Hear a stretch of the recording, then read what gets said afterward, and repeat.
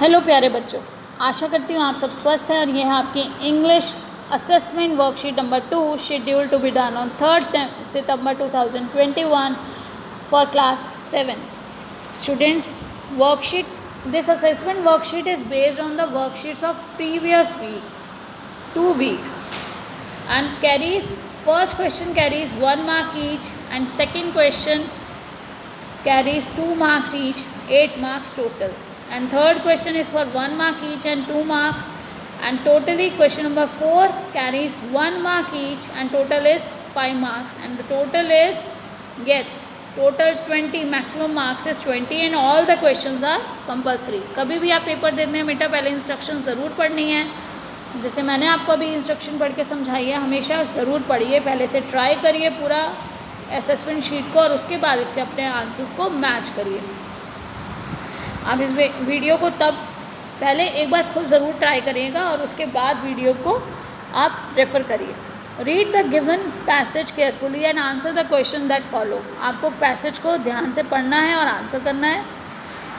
Where did ice cream originate? हमारे passage का जो टॉपिक है वो क्या है, और आइसक्रीम कहाँ से ओरिजिन हुआ, आइसक्रीम कहाँ से आई। 50 years ago, 50 वर्ष पहले, people at ice cream only in the summer. लोग क्या करते थे, केवल समर में, गर्मियों में ही आइसक्रीम खाया करते थे। Now it is eaten all year around, और अब तो पूरे साल हम आइसक्रीम खा सकते हैं, अवेलेबल है ice cream.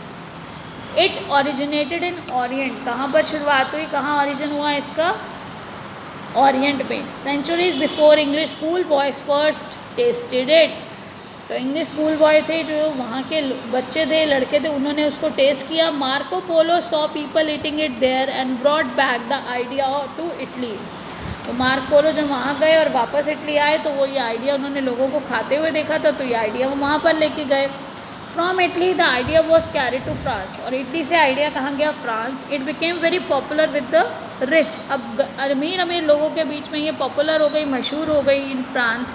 And an effort was even made to keep the recipes a secret from common people, और शुरू में तो कोशिश की गई कि जो साधारण लोग थे उन्हें तो इसकी रेसिपी भी नहीं बताई जाती थी, उनकी रेंज से इसे दूर रखा गया। But of course they soon learned about this delicious new food and ice cream became popular with everyone, और बहुत ही जल्द सब लोग इस चीज़ को जान गए और ये डिलीशियस जो फूड है, इतना टेस्टी जो फूड है, उसको सब ने अप्रिशिएट किया, तो पॉपुलर हो गया। बहुत जब मशहूर हो गया सबके बीच, तो soon it spread all over the world, तो धीरे धीरे क्या, जल्द ही वो पूरे संसार में ये रेसिपी, ये आइसक्रीम जो है, अलग अलग फ्लेवर्स बेटा बाद में है, लेकिन बेसिक आइसक्रीम जो है पूरे ही संसार, पूरे वर्ल्ड में फेमस हो गई, स्प्रेड हो गई उसकी recipe. The first factory to manufacture ice cream was started in Baltimore Maryland in 1851, तो पहली फैक्ट्री जो है वो कहाँ पर लगाई गई, बाल्टीमोर मैरीलैंड में 1851 में। However, the real development of ice cream and the ice cream business did not take place until 1900 with new development in refrigeration.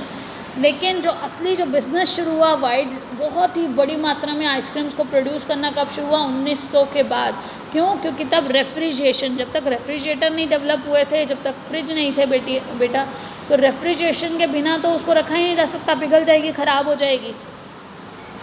When you eat an ice cream, कितना अच्छा टॉपिक है ना, सब बच्चों को आइसक्रीम पसंद है और आइसक्रीम के बारे में जान रहे हैं। When you eat an ice cream, you are getting about as much calcium, protein, vitamin B as are in half a cup of whole milk. जब आप आइसक्रीम खाते हैं तो आपको उतने ही कैल्शियम, प्रोटीन और विटामिन बी मिलता है जितना आधा कप दूध में मिलता है। And as much vitamin A calories as are in 1 cup of milk. इतनी ही विटामिन ए और कैलोरीज जितना कि 1 कप दूध में होती हैं।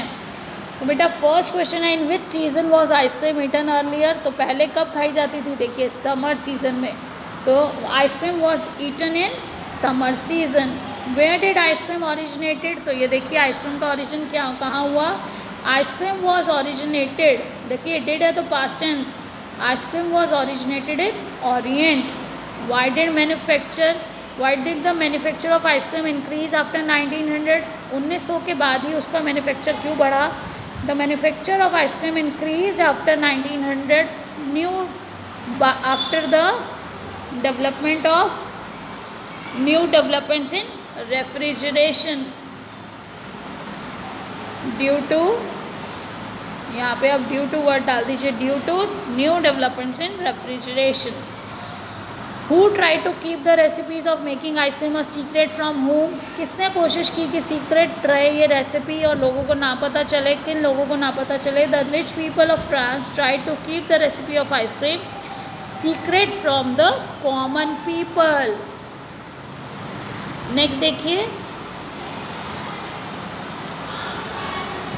इसके बाद पूछा गया है what nutrients are there in ice cream, कौन से न्यूट्रिएंट है आइसक्रीम में। And ice cream has calcium, protein, vitamin B, vitamin A and calories. तो न्यूट्रिएंट्स में आप कैलोरीज नहीं भी लिखेंगे तो चलेगा, विटामिन ए तक छोड़ सकते हैं। आंसर द फॉलोइंग क्वेश्चन, अब आपके चैप्टर पर बेस्ड क्वेश्चन है। Answer the following question in 2 marks। Why did the king want to know answers to the 3 questions? The king wanted to know the answer to the 3 questions because he thought he would never fail once he knew the answers of these questions। उसने सोचा कि अगर उसे answers पता चल जाएंगे तो वो कभी नहीं हारेगा, वो कभी फेल नहीं होगा अगर उसे इन 3 क्वेश्चंस के आंसर पता चल गए। What were the questions asked by the king? कौन से 3 क्वेश्चंस थे? तो बेटा बहुत इंपॉर्टेंट है, ये हमारी लाइफ के लिए भी बहुत इंपॉर्टेंट है। तो देखिए, What is the right time to begin something? सबसे पहला कौन सा सही समय है किसी भी चीज़ को स्टार्ट करने का। Which people should he listen to? वो किसकी बात सुने किस समय, कौन इम्पोर्टेंट है सबसे। What is the most important thing for him to do? कौन सी सबसे इम्पॉर्टेंट चीज़ है जो उसे करनी चाहिए। तो ये देखिए, सबसे इम्पॉर्टेंट समय था नाउ, और जिस व्यक्ति के साथ हुआ है वो सबसे इम्पॉर्टेंट पर्सन है, और जो वहाँ पर उन्हें वो काम करने की ज़रूरत पड़ रही है वहाँ पे सामने जो उनके काम है सबसे पहले उसकी प्रायोरिटी है उसे कंप्लीट करना। तो यानी कि हमें प्रेजेंट में रहना चाहिए और अपने पूरी फुल एनर्जी के साथ, डिटर्मिनेशन के साथ हर काम को करना चाहिए। चीज़ों को लिंगर ऑन नहीं करना है, छोड़ना नहीं है, लटकाना नहीं है। जो नाउ मीन्स प्रेजेंट, अपने प्रेजेंट को जिसने प्रॉपरली यूटिलाइज़ किया तो उसका हर समय यूटिलाइज होगा, अच्छे से होगा। तो देखिए नेक्स्ट क्वेश्चन जो है आपका, नेक्स्ट है the poem the squirrel is written by. तो स्क्वायर जो पोएम है उसके पोएट कौन है?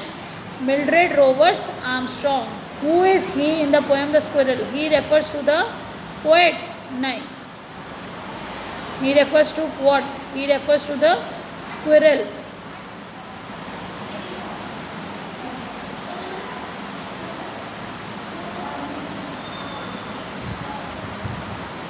He refers to squirrel।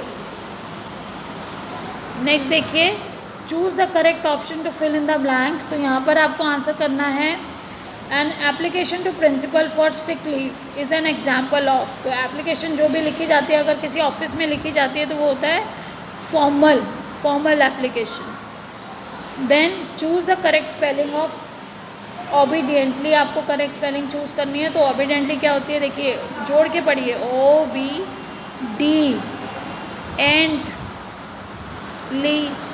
तो देखिए कौन सी स्पेलिंग है जो सही है, obediently.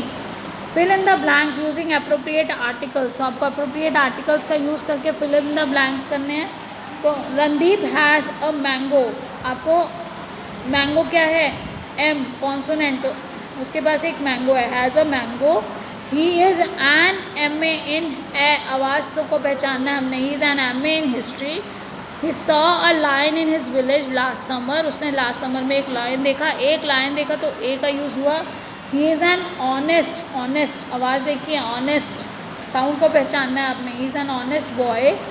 He bought a red umbrella, देखिए रेड था तो ए आया, और अगर खाली अम्ब्रेला होता तो क्या आ जाता, an. He bought a red umbrella for his grandmother, वो अपनी ग्रैंड मदर के लिए एक रेड अम्ब्रेला लेकर आया। Last but not the least, बेटा आपको कोविड अप्रोप्रिएट बिहेवियर फॉलो करना है टू स्टे सेफ अगेंस्ट कोविड-19। Wear a mask, always maintain physical distance of 6 feet or 2 yards and wash your hands regularly with soap and water. Thank you. Keep learning and enjoying. Stay blessed and healthy. Thank you. Have a nice day. And बेटा take care of yourself and complete your work. बेटा time से काम को complete करिए। पहले आप worksheet खुद करेंगे और फिर अपने जो आंसर्स हैं उनको चेक कर सकते हैं, और अच्छे से काम को पूरा करके याद भी करना है और समझना भी है, सिर्फ आपको कॉपी नहीं करना है, समझ के उसको करना है with correct spelling. Thank you.